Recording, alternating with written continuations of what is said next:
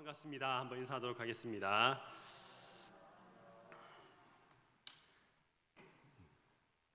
여러분, 코로나19로 인해서 많은 우리의 삶의 변화들이 지금 나타나고 있는데요. 코로나19가 유행하기 전에 교회에서 여러 집회들이 있었습니다. 많은 사람들이 함께 모이는 그런 대규모 집회들이 열렸었는데요. 영적 대각성 집회 혹은 말씀 사경회 혹은 부흥회라는 이름으로 1년에 한두 차례 정도 그런 집회를 가졌던 기억이 있습니다. 저는 어릴 때부터 교회를 다녔는데 어릴 때 그런 부흥회가 참 많았던 것 같아요. 그래서 어머니의 손에 이끌려서 부흥회를 한다면 이제 여러 교회를 다니곤 했습니다. 그때만 하더라도 이 교회에서 부흥회를 하면 또 이어서 다른 교회에서도 부흥회를 하고, 그리고 한 교회에서 부흥회를 하면 그 교회 교인들만 모이는 것이 아니라 다른 교회 교인들도 함께 모여서 그렇게 은혜를 나누었던 기억이 있습니다. 그래서 제가 어릴 때 부모님께서 보통 저녁에 부흥회를 하니까요, 부모님께서 제 손을 잡고 슈퍼마켓에 가서 그 과자랑 장난감이랑 함께 있는 그런 작은 그런 과자를 사서 이렇게 장의자에 앉아서 부흥회를 드렸던 기억이 있습니다. 사실 부흥회를 저는 어린 나이였기 때문에 부흥회를 드리기보다는 그냥 옆에서 과자 먹고 장난감 갖고 놀다가, 또 보통 그 부흥회 시간이 길었잖아요. 예전에는 3시간이나 4시간 정도 됐었는데, 그러면 과자 먹다가 또 놀다가 지루하면 장의자에서 자고 했던 그런 기억들이 있습니다. 어른들 같은 경우는 이런 부흥회나 말씀 사경회 집회를 하게 되고, 학생이나 청년들 같은 경우는 1년에 2차례 정도 여름과 겨울에 수련회를 가지게 됩니다. 수련회를 통해서 짧은 시간에 며칠 동안 집중적으로 함께 숙박을 하면서 하나님의 말씀을 듣는 그런 시간을 가지게 되는 거죠. 그래서 많은 학생들이 이 수련회 기간을 통해 하나님을 경험하고 회심하고 변화되는 그런 일들이 많이 일어납니다. 여러분, 이처럼 이런 집회들을 통해서 우리가 식었던 그 마음의 열정, 신앙의 열정들이 다시 회복되고 영적으로 회복되는 새 힘을 얻는 그런 기회들이 있습니다. 요즘은 그런 상황 때문에 그런 시간들을 가지지 못해서 참 아쉬운 마음이 많은 것 같습니다. 여러분, 오늘 보신 말씀 느헤미야 8장을 보시면요, 오늘날 말로 이렇게 이름 붙이면 이렇게 이름 붙일 수 있을 것 같아요. 수문 앞 광장 말씀 사경회.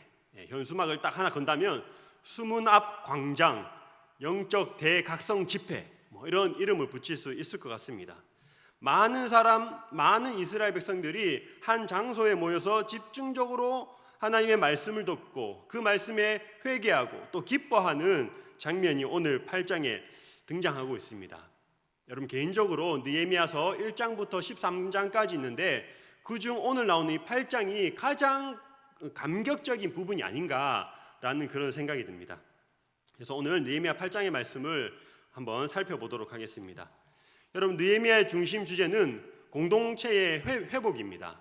중심 주제로 말하자면 공동체의 회복인데, 그 공동체를 회복시키기 위해 느헤미야가 했던 일이 무엇이었느냐? 처음 했던 일은 성벽을 쌓는 일이었죠. 예루살렘 성벽을 쌓는데 52일 만에 그 성벽을 완성하게 됩니다. 모든 사람들이 함께 힘을 모아서 성벽을 완성을 했습니다.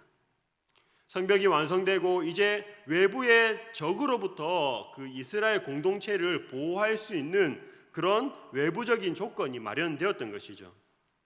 그리고 성벽이 완성되고 예미야서 7장에 보시면 지도자들을 세우고, 그리고 포로에서 돌아온 사람들의 명단을 파악하는 일을 합니다. 공동체를 세우기 위한 이제 구체적인 조직을 구성하는 것이죠. 그렇게 해서 외부적인 어떤 조건 그리고 조직이 갖추어지게 되었습니다. 그리고 이제 정말 중요한 일이 남았는데 그게 무엇이냐? 사람들의 내면이 회복되는 그런 일이었습니다. 사랑하는 성도 여러분, 외부적인 어떤 요건이 갖춰진다고 하더라도 이 내면이 바뀌지 않으면 속빈 강정과 같은 것입니다. 정말 중요한 것은 마음을 새롭게 하고 변화를 받아서 새로워지는 것이죠. 영적 각성이 필요하다는 것입니다. 그런데 오늘 말씀에 보시면 이러한 회복이 일어나게 된 배경을 살펴보시면 누군가가 억지로 시켜서 이런 일이 일어나는 것이 아니라 자발적인 백성들 사이에서 자발적으로 갈망하는 마음에서 이러한 일이 일어났다는 것을 우리가 볼 수 있습니다. 8장 1절의 말씀을 제가 한번 읽어보도록 하겠습니다.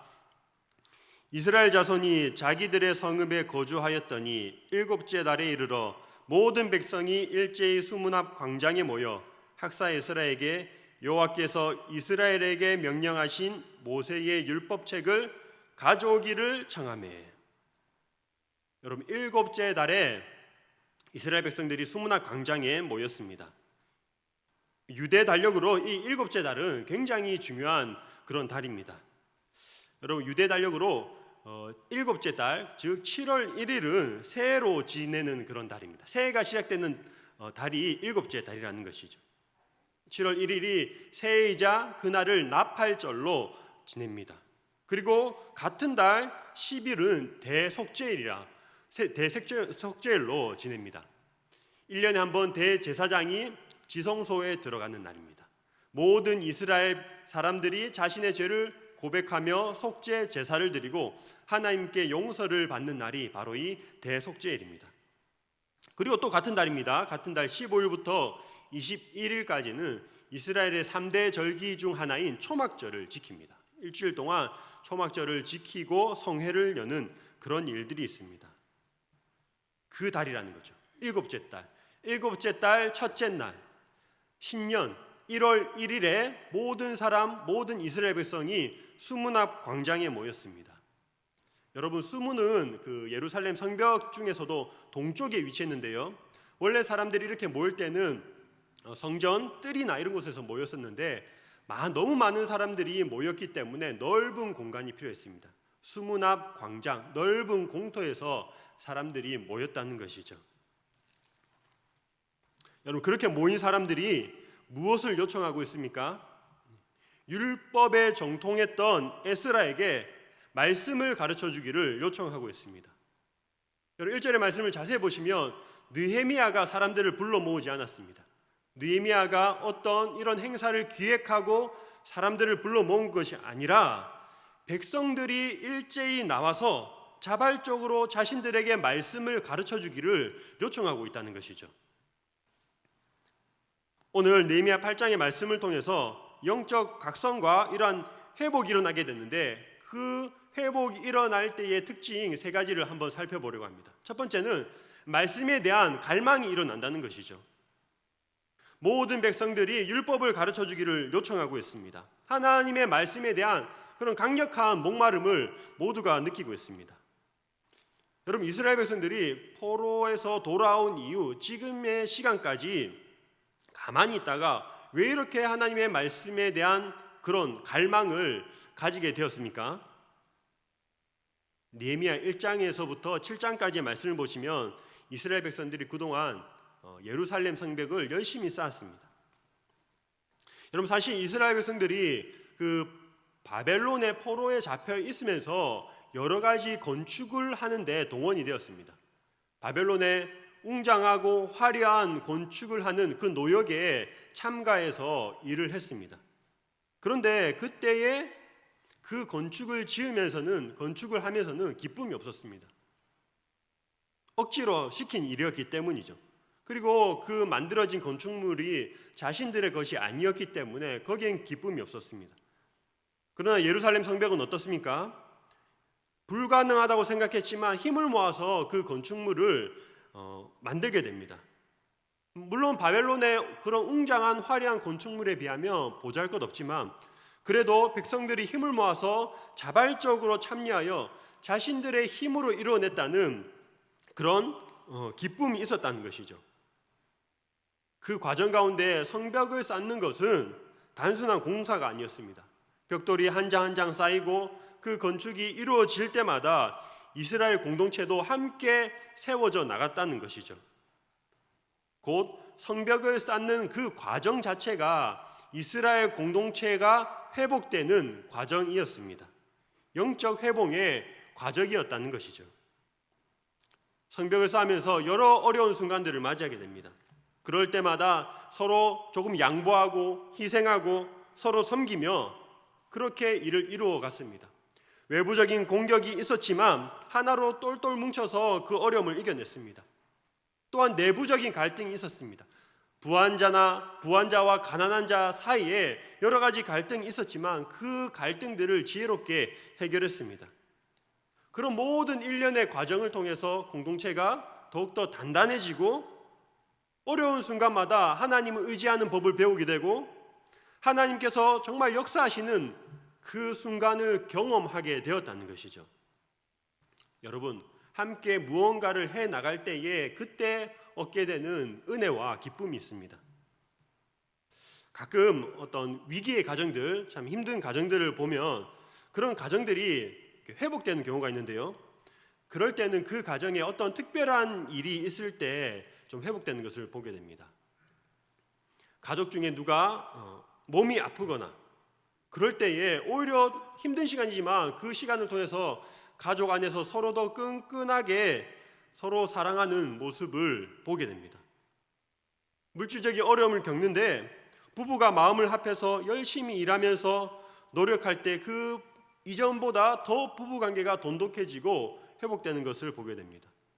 어떤 새로운 일을 시작하면서 온 가족이 마음을 모아서 기도할 때, 또 여러 가지 각종 경조사를 겪으면서 가정이 사랑 안에서 더 하나가 되는 것을 보게 됩니다. 물론 그 반대의 경우도 있죠. 어려움 때문에 오히려 더 깨지는 경우도 있지만 믿음 안에서 그러한 위기들을 잘 극복해 나가면 이전보다 더 풍성한 사랑을 경험하게 되는 것이죠.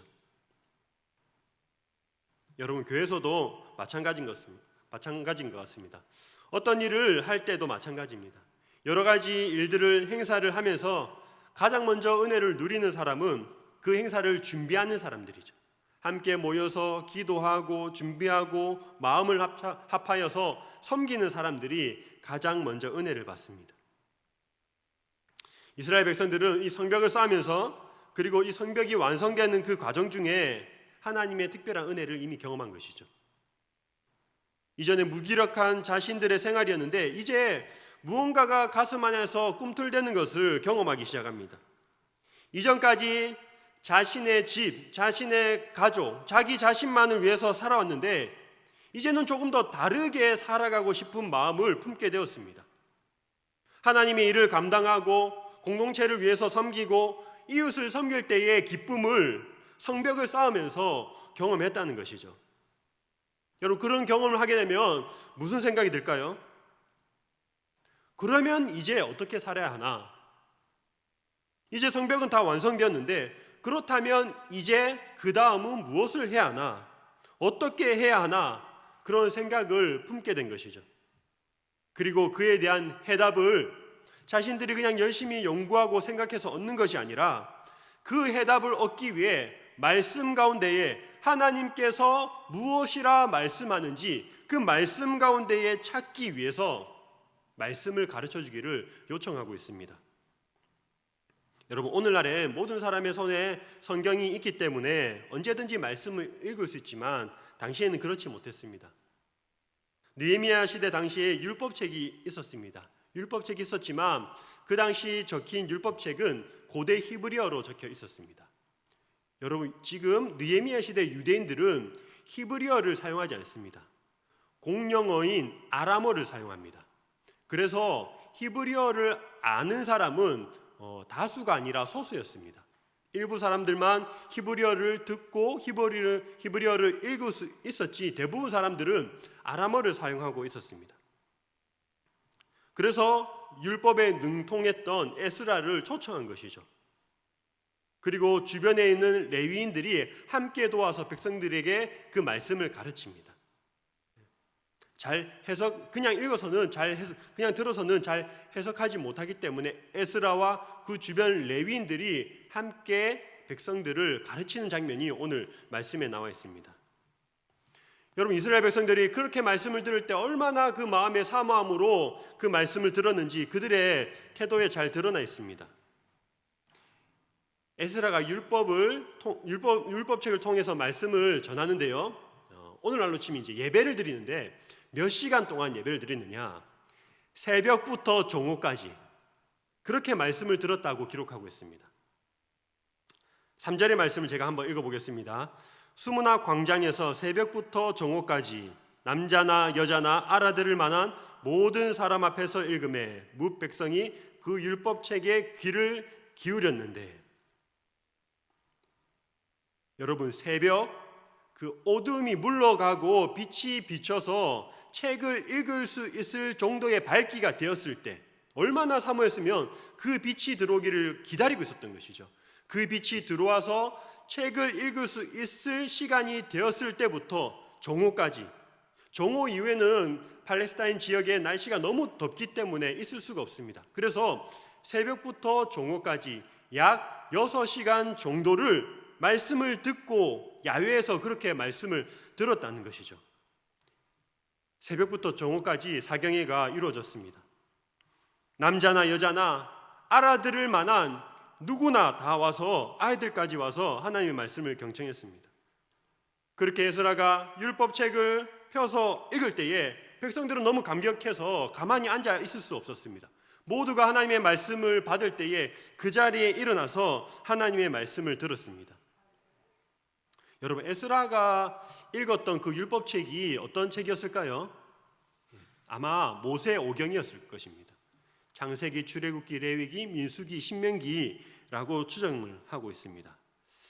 여러분, 창세기부터 신명기까지 이렇게 쭉 읽어 나간다면 여러분 좀 어떤 느낌일까요? 에스라가 말씀을 이렇게 율법책 읽을 때 중간에 좀 재미있는 말도 하고 예화도 섞어가고 또 이야기도 좀 섞어가면서 그렇게 했을 것 같지 않습니다. 그냥 하나님의 말씀을 있는 대로, 있는 그대로 읽고 또 해석하는 그런 또 시간을 가졌을 것 같습니다. 자칫 지루할 수 있는 시간이지만 그 말씀을 받는 이스라엘 백성들이 얼마나 그 마음에 사모하는 마음이 컸던지 그 한마디 한마디를 놓치지 않기 위해서 경청하면서 말씀을 스펀지처럼 흡수하면서 받아들이고 그 말씀에 반응을 했다고 기록되어 있습니다. 여러분, 6절의 말씀을 제가 한번 읽어보겠습니다.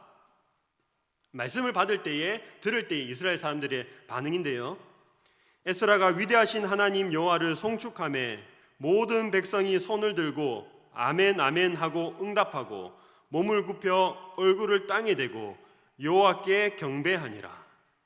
그럼 그냥 수동적으로 가만히 있는 것이 아니라 손을 들고 아멘 아멘, 맞습니다, 하나님의 말씀이 맞습니다, 적극 동의하는 그런 자세를 취하고 있다는 것이죠. 그리고 몸을 굽혀서 얼굴에 땅에 대는 것은 하나님에 대한 그 말씀의 권위에 대한 철저한, 권위 앞에 철저한 순종의 모습을 취하겠다는 것입니다. 절대적인 복종의 뜻을, 행동을 나타내는 것이 바로 몸을 굽혀서 얼굴을 땅에 대는 그런 모습입니다. 하나님 앞에 자신을 철저히 겸손히 낮추는 그런 모습이 말씀을 들을 때에 이스라엘 백성들이 보였던 반응이었습니다. 사랑하는 성도 여러분, 저를 포함해서 우리는 과연 하나님의 말씀을 어떻게 받고 있습니까? 하나님의 말씀을 들을 때, 그리고 하나님의 말씀을 읽을 때 어떤 반응을 보이고 있습니까?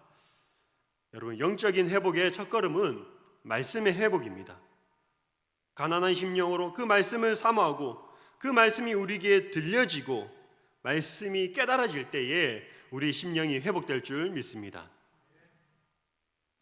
여러분, 또 이스라엘 백성들이 이 말씀을 듣고 보인 반응이 나오는데요, 8장 9절의 앞부분을 제가 한번 읽어보도록 하겠습니다. 8장 9절 앞부분을 보시면 백성이 율법의 말씀을 듣고 다 우는지라 이렇게 말씀하고 있습니다. 여러분, 여기서 울다라는 단어가요, 그냥 잠시 우는 것이 아니라 계속해서 흐느껴 우는 그런 모습을 표현하고 있습니다. 여러분, 왜 울었겠습니까? 말씀을 들을 때 왜 울었겠습니까? 지금도 유대인들은 이 새해를 맞이하면 새해 첫날에 하나님 앞에 자신의 죄를 고백하고 회개하는 그런 기도를 드린다고 합니다. 그리고 새해 첫날에 회개하지 않는 사람은 계명을 어기는 것으로 간주한다고 합니다. 이스라엘 백성이 울었던 이 울음의 의미는 기쁨의 눈물이 아니었습니다. 괴로움과 고통의 그런 눈물이었습니다. 회개의 눈물이었습니다. 말씀이 들려지고 그 정직하게 하나님의 말씀 앞에 나 자신을 들여보니까 너무 하나님 앞에 부끄러운 거예요. 말씀대로 살지 못하는 그런 자신의 모습이 보이게 된 겁니다. 영적인 어떤 각성이 일어나게 된 것이죠. 죄에 대한 각성이 일어났습니다. 여러분, 말씀은 분명히 죄를 깨닫게 합니다. 무엇이 죄고 무엇이 죄가 아닌지 말씀을 통해서 우리가 분별을 할 수가 있습니다. 그리고 말씀을 들을 때에 그 말씀 앞에 당당히 설 수 있는 의인은 한 사람도 없습니다. 여러분, 말씀을 들을 때 어떻습니까? 마음에 찔림이 있습니다. 또 그리고 불편함이 있습니다. 위로가 되고 힘이 되는 그런 말씀들도 있지만 어떤 때는 꼭 그 말씀이 나에게 하는 말씀인 것 같아서 너무 부끄러워서 그 자리를 당장 벗어나고 싶은 마음이 들 때도 있습니다. 그런데요, 하나님의 은혜를 깨닫기 전에 반드시 필요한 과정이 있다면 이처럼 자신의 죄를 깨닫는 것이죠. 자신이 죄인이라는 것을 깨닫는 그런 과정이 있어야 됩니다. 자신이 죄인이라는 것을 인정할 때에 그 다음에 비로소 하나님의 은혜가 보이는 것이죠. 십자가가 보이는 것입니다. 이스라엘 사람들은 이 말씀 앞에 자신의 죄를 회개하면서 울었습니다. 울면서 슬퍼하며 회개하고 있는데 그때 느헤미야가 다가옵니다. 그리고 느헤미야가 하는 말을 잘 보시기 바랍니다. 느헤미야가 슬퍼하지 마라 이렇게 이야기를 합니다. 그러면서 오히려 먹고 마시고 즐거워하라 이렇게 백성들에게 말을 합니다. 여러분, 8장 10절 말씀인데 한번 같이 읽어보도록 하겠습니다. 느헤미야가 또 그들에게 이르기를 너희는 가서 살찐 것을 먹고 단 것을 마시되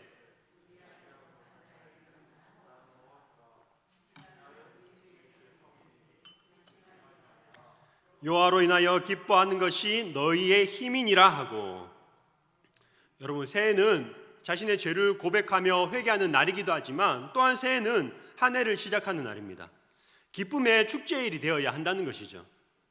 그래서 느헤미야는 이웃과 함께 먹고 마시고 즐거워하라라고 말씀하고 있습니다. 그러면서 정말 중요한 말을 하는데요, 여호와로 인하여 기뻐하는 것이 너희의 힘이라 이렇게 말을 합니다. 여호와로 인하여 기뻐하는 것이 너희의 힘이니라. 울고 있는 사람에게 다가가서 이런 말을 하고 있습니다. 여러분, 영적 각성과 회복이 일어날 때에 나타나는 두 번째 모습은 하나님을 향한 갈망이 생긴다는 것입니다. 여러분, 우리에게 하나님의 말씀이 들려지고 그 말씀으로 인해서 우리에게 은혜가 임하면 어떻게 됩니까? 우리에게 은혜가 임하면 주변의 상황은 바뀌지 않았음에도 불구하고 하나님 한 분만으로 충분히 즐거워하고 기뻐하는 마음을 품게 됩니다. 은혜를 받았는데 돈을 갈망하겠습니까? 은혜를 받았는데 뭐 다른 것을 갈망하겠습니까? 은혜가 우리에게 임하면 하나님을 강력하게 갈망하게 되어 있습니다. 여러분, 말씀을 듣고 내가 죄인이라는 것을 깨닫고 그 죄에 더 슬퍼하고 그 자리에 계속 머물러 있어서는 안 된다는 것이죠. 충분히 죄로 인해서 회개하고 눈물을 흘리지만 그렇게 자신의 못난 부분들, 자신의 모습을 바라보면서 슬퍼하고 좌절하는 것이 아니라 죄를 깨달았다면 이제는 눈을 들어서 하나님을 바라보아야 한다는 것이죠. 그럼에도 불구하고 우리 같은 죄인을 사랑하시고 자녀 삼아주신 그 하나님의 은혜를 우리가 바라보아야 한다는 것입니다. 죄로 인해 슬퍼하지만 또한 그 죄를 용서하시고 구원하신 하나님으로 인하여 우리가 기뻐해야 한다는 것입니다. 사도 바울이 이렇게 고백했는데요, 로마서 7장 24절과 25절에 이렇게 말하고 있습니다. 사도 바울이 말하기를 오호라 나는 공고한 사람이로다 이 사망의 몸에서 누가 나를 건져내랴. 죄로 인해서 절망하고 있는 거죠. 절망하는 모습, 좌절하는 모습을 보입니다. 그러나 이어서 나오는 말씀에 이렇게 말하고 있습니다. 우리 주 예수 그리스도로 말미암아 하나님께 감사하리로다. 여러분, 이전의 감정과 전혀 완전 반대의 감정을 느끼고 있습니다. 죄로 인해 슬퍼하지만 구원으로 인하여 기뻐하는 것이죠. 사랑하는 성도 여러분, 하나님으로 인해서 기뻐하는 것이 우리의 힘인 줄로 믿습니다. 그리고 우리가 하나님을 기뻐할 때 하나님께서는 최고로 영광을 받으십니다. 다시 말씀드릴게요. 우리가 하나님을 기뻐할 때에 하나님께서 최고로 영광을 받으십니다. 제가 한 말이 아니고요. 존 파이퍼라는 그런 목사님이 계신데 하나님의 영광을 위한 하나님의 열심이란 책에서 이런 말을 했습니다. 우리가 하나님을 최고로 기뻐할 때 하나님은 최고로 영광을 받으신다. 여러분, 우리가 무엇을 해야 하나님께서 기뻐하실까요? 많은 헌금을 드릴 때 기뻐하실까요? 그런데 사실 하나님은 우리보다 훨씬 더 부유하신 분입니다. 열심히 하나님의 일을 하면서 섬길 때 기뻐하실까요? 사실은 하나님은 그 누구의 도움 없이도 모든 것을 한마디 말씀으로 다 하실 수 있는 분이십니다. 여러분, 하나님은요, 우리가 하나님을 기뻐할 때에 하나님도 가장 기뻐하십니다. 우리가 하나님을 즐거워할 때 하나님께서 영광을 받으신다는 것이죠. 제가 예를 하나 들어보겠습니다. 자녀를 키우면서 기쁨을 누릴 때가 참 많이 있는데요. 어린 자녀가 부모님을 기쁘게 해드리기 위해서 무언가를 많이 합니다. 부모님이 무엇을 할 때 가장 기뻐할까요? 자녀들이 용돈을 정말 자신의 얼마 되지 않은 용돈을 아껴서 거금 10,000원을 모아서 부모님께 드렸다. 너무 기쁘겠죠. 근데 그런 마음 때문에 기쁜 거지 그 돈 때문에 기쁜 것은 아니잖아요, 사실은. 청소하는데 옆에서 막 도와준다고 합시다. 그런 마음이 기쁜 거지 사실은 청소하는 거 도와주면 오히려 방해가 될 때가 더 많이 있습니다. 어린아이 같은 경우들은. 여러분, 부모가 가장 큰 기쁨을 누릴 때는요, 그 자녀들이 있는 모습 그대로 자신의 상황 가운데 기뻐하고 행복해 할 때 부모들은 가장 기뻐하는 것 같습니다. 부모가 아이들에게, 어린 자녀들에게 장난감을 사줄 때가 있는데, 또 할머니, 할아버지가 손자, 손녀들에게 장난감을 사줄 때가 있는데요. 왜 그렇게 터무니없이 비싼 가격에 장난감을 사줄까요? 그것을 받고 즐거워하고 기뻐하는 그 모습 한번 보려고 사주는 것 같습니다. 아이들이 행복해하는 모습이, 그 모습이 곧 부모에게도 기쁨이 되기 때문입니다. 그 장난감을 가지고 놀면서 행복하고 즐거워하는 모습을 보면 엄마 아빠도 더불어 덩달아 행복해집니다. 그래서 그 미소 한번 보려고 아이가 원하는 거 사주고 조금 비싸더라도 좀 주고 이렇게 하는 것이죠. 여러분, 하나님도 마찬가지가 아닐까요? 아버지 되신 하나님께서 우리에게 베풀어 주신 많은 것들이 있습니다. 하나님께서 베풀어 주신 그것들을 감사하는 마음으로 받고 그것으로 인해서 기뻐하고 행복해하고 그것을 누리는 것, 그것을 역으로 사용하는 것이 아니라 하나님께서 원래 의도하신 목적대로 그런 것들을 누리면서 기뻐하면서 주어진 환경 가운데 감사하는 것, 그것이 곧 우리에게 하나님께 영광을 돌리는 일이 된다는 것입니다. 우리가 잘 아는 소요리 문답, 웨스트민스터 소요리 문답 제1문에도 이것이 기록되어 있습니다. 제가 한번 읽어보도록 하겠습니다. 소요리 문답 제1문. 인간의 주된 목적은 무엇인가요? 답. 하나님을 영화롭게 하는 것과 영원토록 그분을 즐거워하는 것입니다. 인간에게서 여러 가지 목적이 있지만 최고의 목적은 하나님을 영화롭게 하는 것과 영원토록 하나님을 즐거워하는 것입니다. 여러분, 그것이 우리 인생의 목적입니다. 하나님으로 인해 기뻐하는 것이, 즐거워하는 것이 우리의 힘이 됩니다. 사도 바울이 항상 이런 말씀을 했죠. 항상 기뻐하라 라는 그런 말씀을 했습니다. 사람이 어떻게 항상 기뻐할 수 있습니까? 피곤하고 지칠 때가 있고 병으로 고생할 때도 있고 물질적인 어려움을 당할 때도 있는데 어떻게 항상 기뻐할 수 있습니까? 항상 기뻐할 수 있는 이유는 하나님은 여전히 그 자리에 계시고 여러 상황 가운데도 하나님 여전히 그 자리에 계시고 우리가 무슨 행동을 한다 하더라도 여전히 우리를 사랑하시기 때문에 우리가 항상 기뻐할 수 있습니다. 그러니까 우리의 기쁨의 근원을 우리를 둘러싼 환경에 두면 그 기쁨은 잠시 기쁨을 누린다가 사라지게 되는 것이죠. 하지만 우리의 기쁨의 근원을 하나님께 두면 항상 기뻐할 수 있다는 것입니다. 변하지 않고 영원히 그 자리에 하나님은 계시기 때문입니다. 사랑하는 성도 여러분, 하나님으로 인해서 기뻐하는 우리 모두가 되면 좋겠습니다. 하나님으로 인해 기뻐하고 하나님을 기뻐하고 하나님을 갈망하고 하나님으로 인해서 만족하고 감사하는 우리 모두가 되길 소망합니다. 여러분, 마지막으로 영적인 회복이 일어날 때 나타나는 모습은요, 변화에 대한 갈망이 일어난다는 것입니다. 이스라엘 백성들이 말씀을 들었습니다. 하나님의 말씀을 듣고 그 말씀을 깨달았습니다.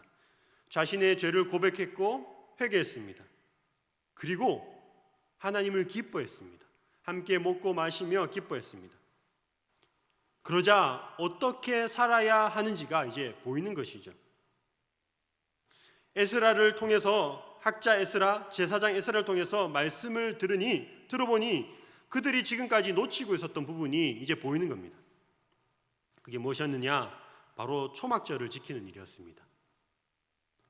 초막절은 7월 15일부터 일주일간 7일간 이렇게 절기를 지켜야 했는데 지금까지는 잘 지키지 않았다는 것을 깨닫게 된 것이죠. 8장 17절의 말씀을 제가 읽어보겠습니다.